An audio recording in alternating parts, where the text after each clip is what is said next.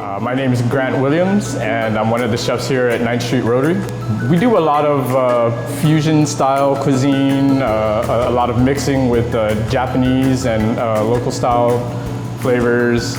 We also do a little bit of Thai and Vietnamese, and try to find other ways where we can blend that in with various local items as well. Today, we're going to do a Misoyaki Parrotfish. So that's a pan-seared parrotfish. It's been marinated in miso and sake, and then we're going to serve it with a soy and Hondashi broth, and top it with some pickled red onions and a little bit of green onions and some fresh kawadi sprouts. I wouldn't really call it like a typical Japanese dish, but it definitely has a very strong Japanese influence as far as using things like sake, miso, and then just the flavors that are going to go with the fish.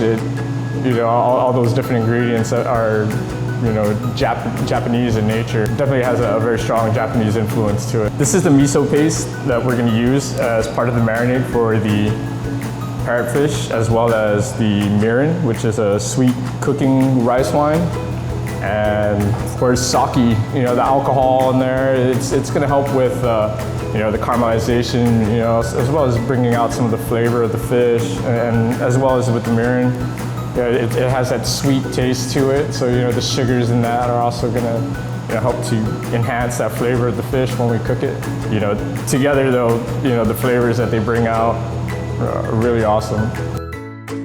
So let's get started with the marinade first. We're going to start with the liquid first, so that way we can loosen up our miso paste. So I'm going to take the sake and the mirin, and then I'm going to heat it up on a really low heat.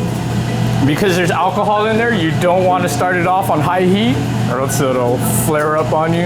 So I'm going to add the miso paste.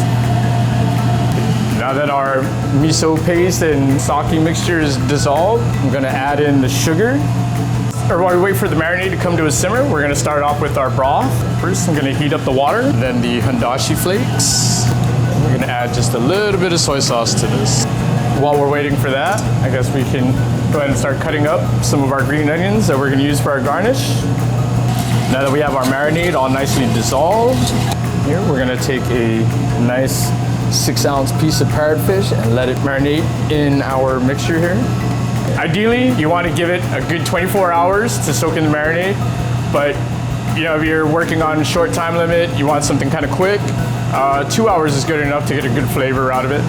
Well, now that we've had our fish marinating for about 24 hours, let's get ready to cook this thing. We'll start by heating up our pan. Get a little bit of oil in here, just enough to coat the pan and give it a nice hot sear. So now that our oil is all nice and heated, we're going to put our fish in. Get ready.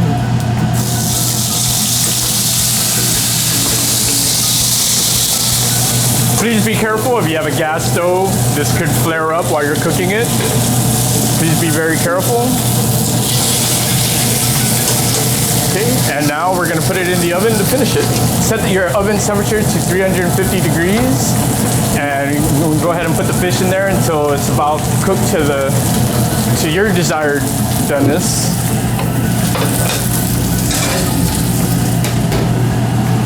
Now that our parrotfish is done, we're going to take it out of the oven, and we are going to start to plate it.